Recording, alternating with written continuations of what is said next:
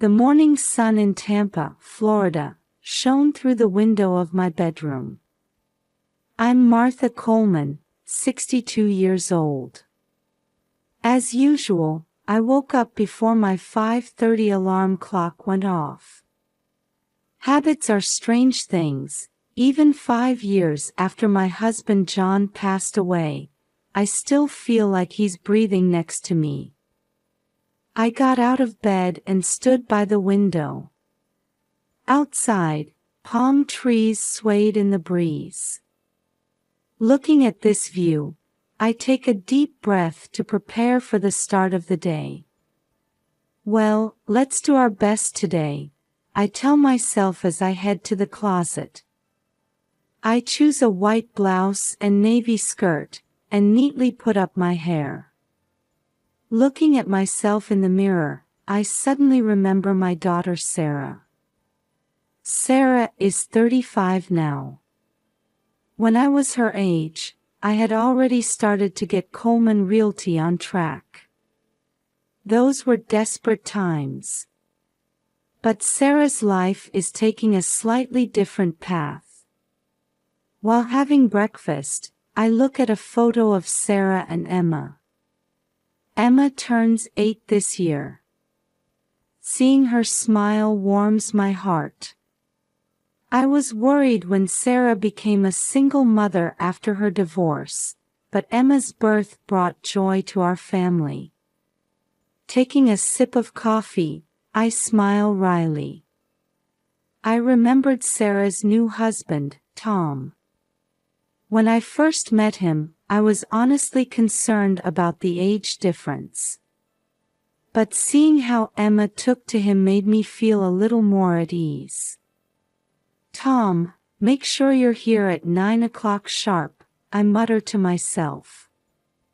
I hired him as an assistant at our company because I wanted to stabilize Sarah's life. By giving him a job when he was unemployed, I wanted to support the new family start. In the car on the way to the office, I was thinking about Emma's education fund account. I had just opened it at the bank the other day.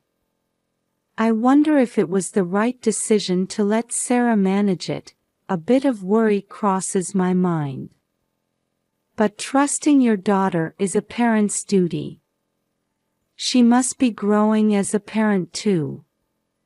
Looking at the Tampa cityscape, I renewed my determination. In this city, our family will carve out a new chapter. Through Coleman Realty, I'll help many people find their dream homes while also protecting my own family's happiness. That's my mission now.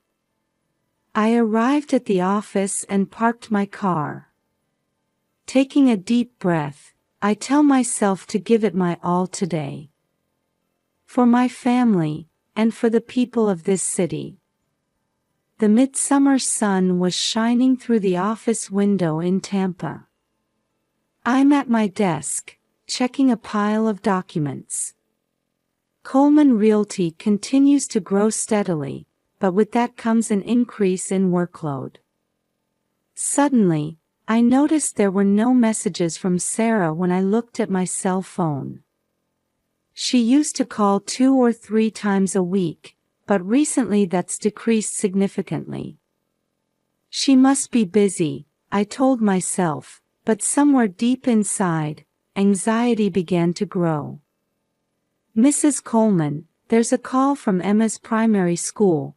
My secretary Linda's voice brought me back to reality. Yes, I'll take it. As I picked up the receiver, I heard the voice of Emma's teacher, Mrs. Thompson. Mrs. Coleman, Emma has been absent for about a week, but we haven't received any communication from her family. Is there something going on? I was speechless for a moment.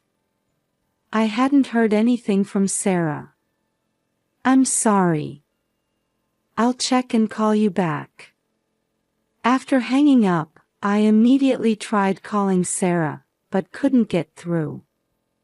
Anxiety spread in my chest. I decided to leave work early and head to Sarah's house. While driving, I was considering various possibilities. An accident, illness, or just negligence. As I entered the suburban residential area where Sarah lives, I see well-manicured lawns and well-maintained gardens. This house, too, I had purchased and was renting to Sarah. As I parked the car, I saw the Worms couple doing yard work next door. "Hello, Martha," Mrs. Worms called out. "Hello. Have you seen Sarah and her family recently?" Mrs. Worms looked at her husband with a troubled expression. "Actually," she continued, choosing her words carefully, "we've been hearing crying and shouting in the middle of the night recently. We've been concerned." Mr. Worms added, "Last night was particularly bad. We thought about calling the police, but..." More anxiety spread in my chest. As I stared at the front door of Sarah's house, I took a deep breath. "Thank you. I'll check it out." As I approached the front door, I tried to calm myself. But my heart was still pounding. What was going on? Was Emma safe? Fear of what I might see and the sense of duty to know were conflicting within me. I took out my key and put my hand on the doorknob. At this moment, I didn't yet realize how much my life was about to change. As I turned the key and opened the door, a strong stench hit my nose. My eyes widened, and I hesitated to step into the entryway, but thinking of Emma, I knew I couldn't hesitate. "Sarah. Emma." There was no response to my call. As I advanced down the dimly lit hallway, I noticed something rolling at my feet. Bending down to look, I saw it was an old pizza box. As I moved further, I saw empty cans and half-eaten food wrappers scattered about. What in the world? Entering the living room, it looked like a typhoon had passed through. The sofa cushions were torn, the TV screen was cracked. Clothes, magazines, and toys were carelessly thrown on the floor.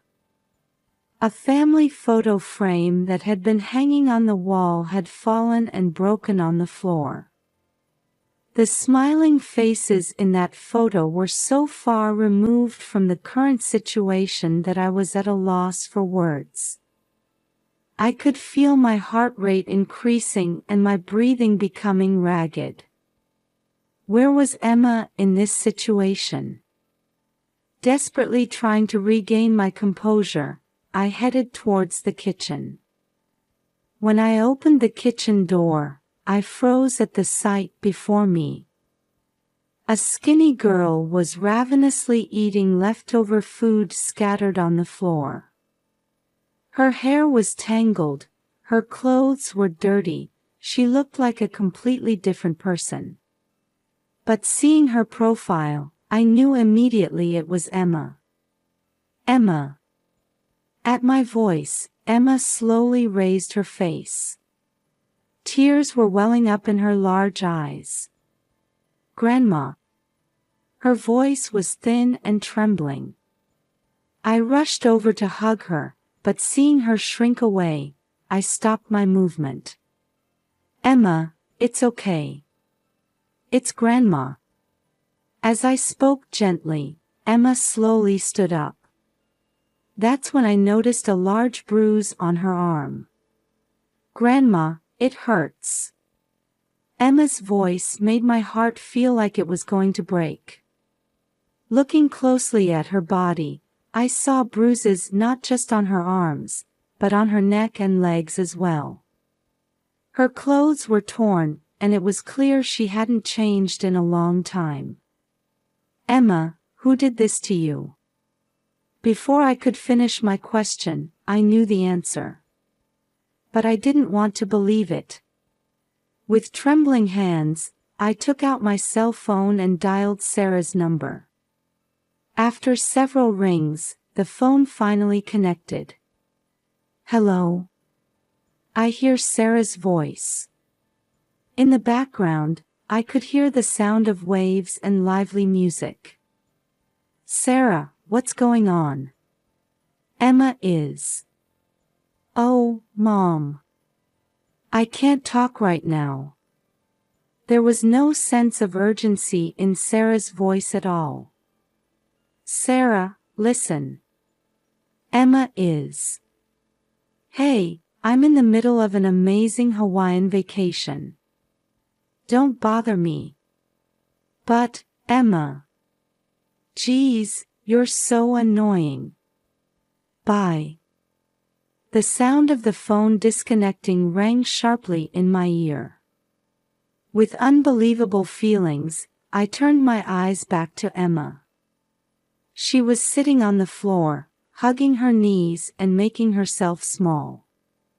"Emma, it's okay. You're safe now." I spoke gently to her and slowly approached. Emma trembled a little, but this time she didn't run away when I got close. "Grandma. I'm hungry." Those words made my heart feel like it was going to shatter. Although it was difficult to accept the situation in front of me and my head was in confusion, I knew that caring for Emma was the top priority now. "I understand, Emma. I'll get you something to eat right away." I gently picked Emma up, determined to take her out of this nightmare of a house.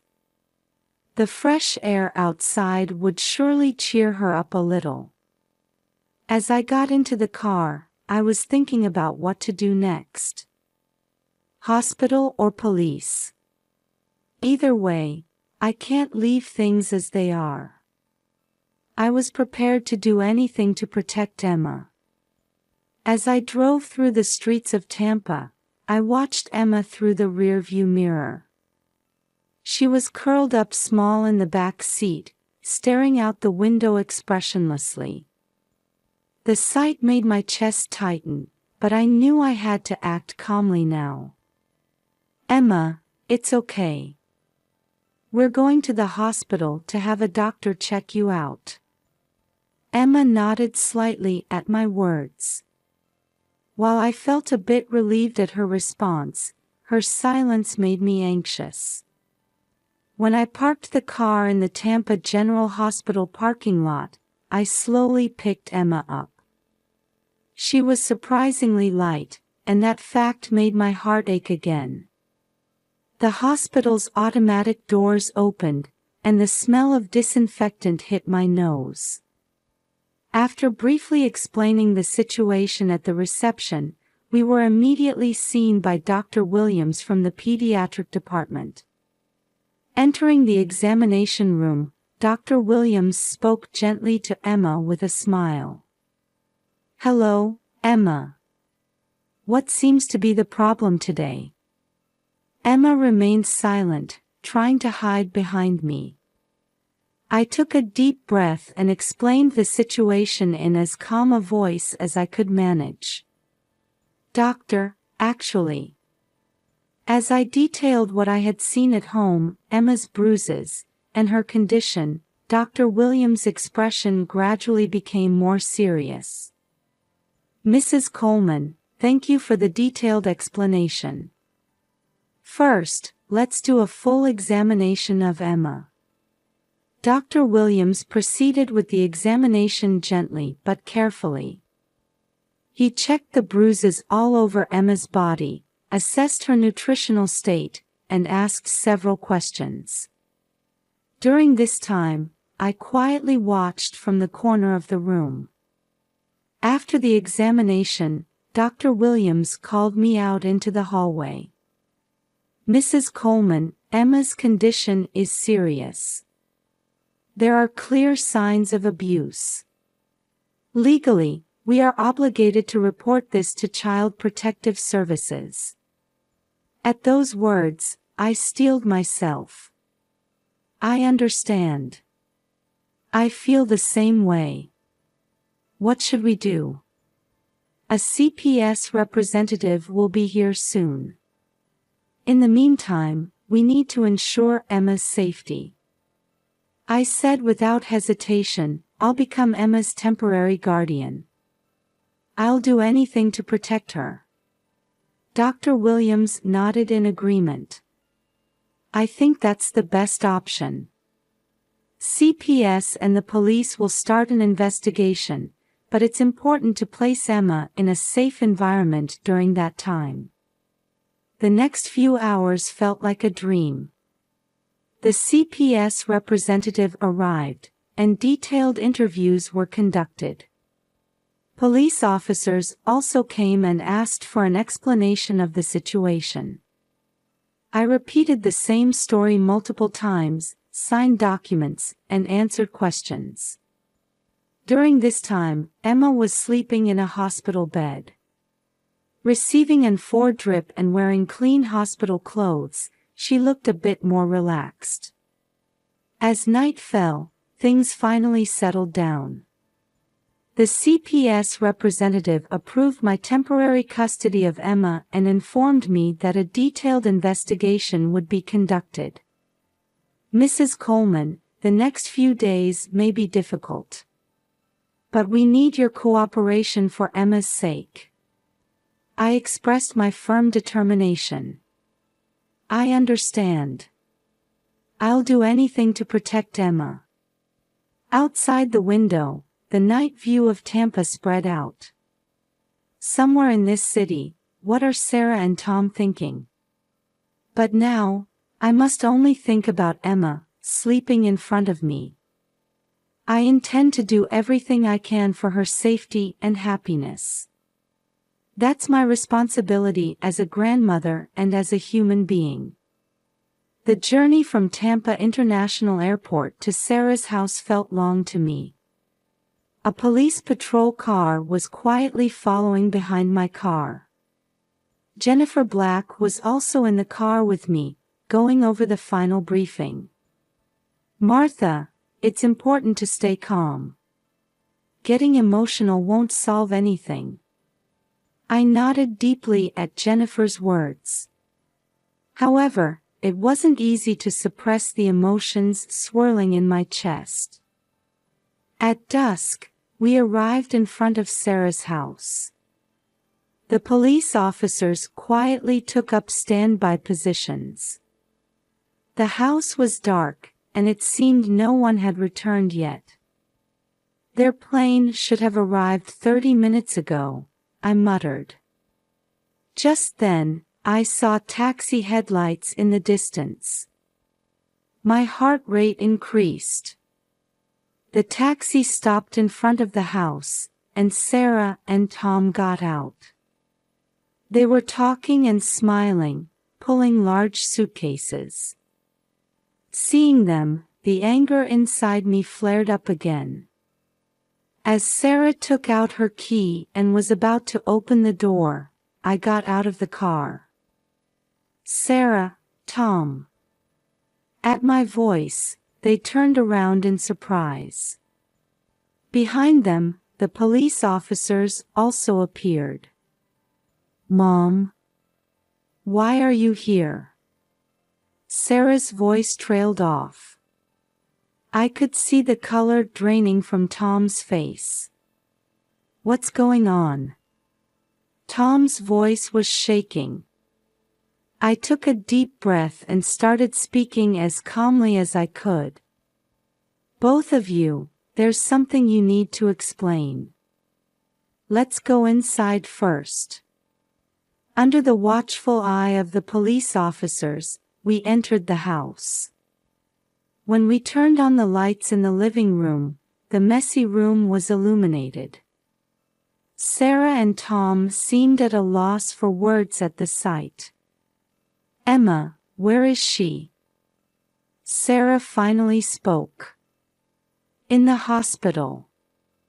In the state you left her. At my words, Sarah's face turned pale.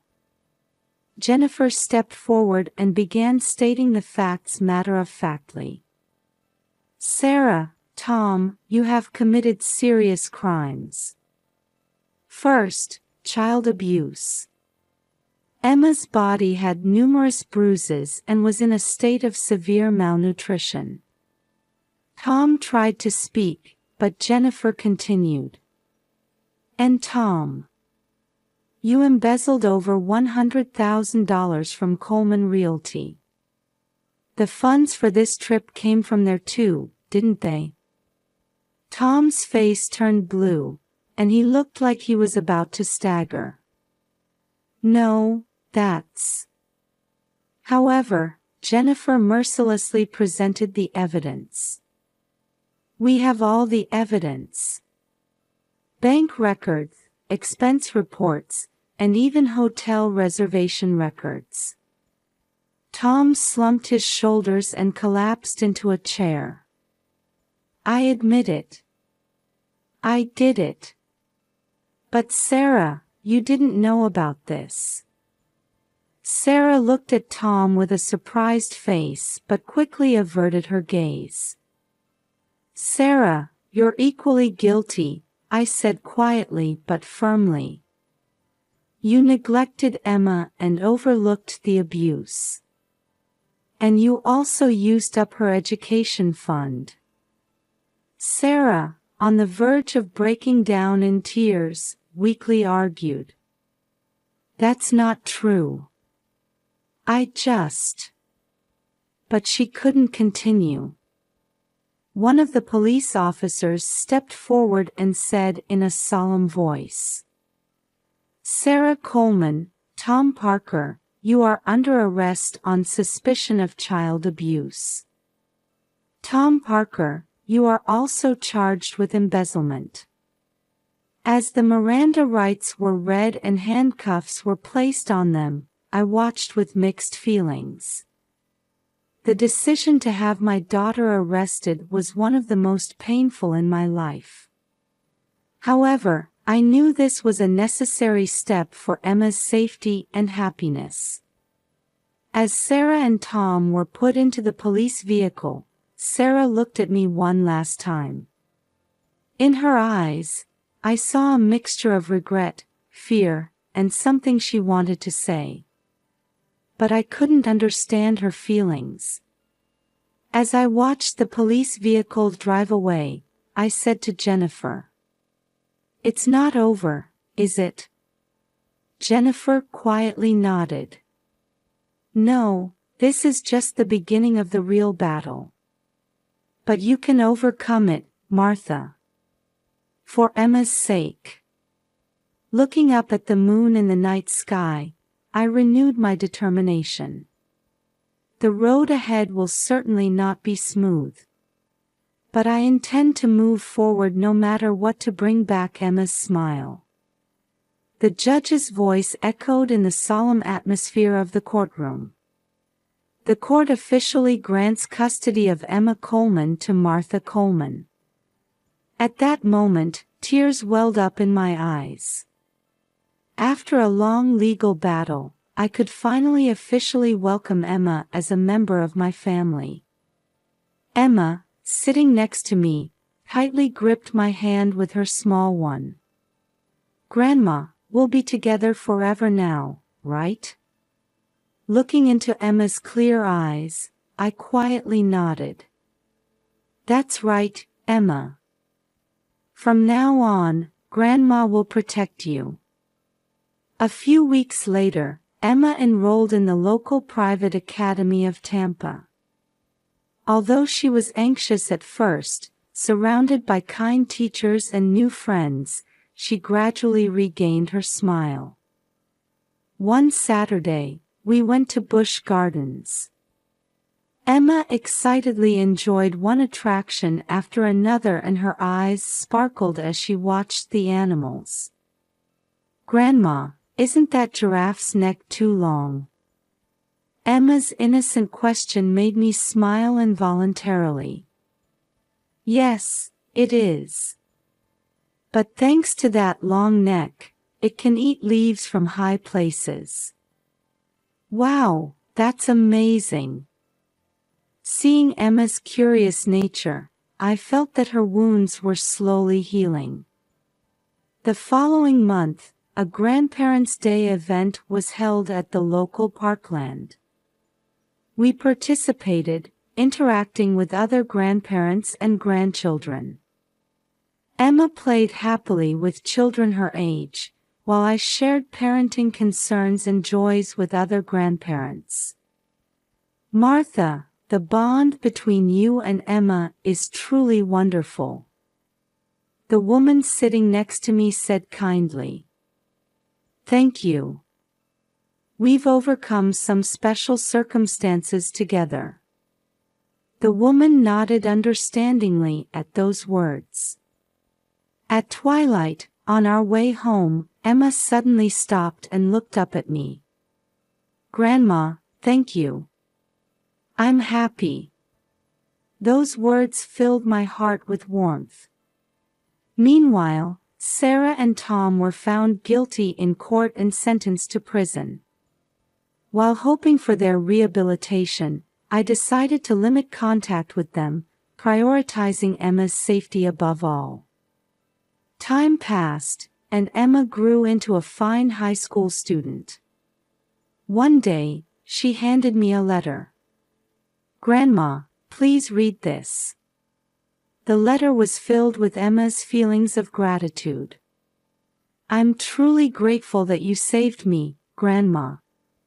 You're my hero. Those words made me cry again. But this time, they were tears of joy. Through a difficult journey, we became a true family. Blood ties are important, but through this experience, I learned that love and trust are even more crucial.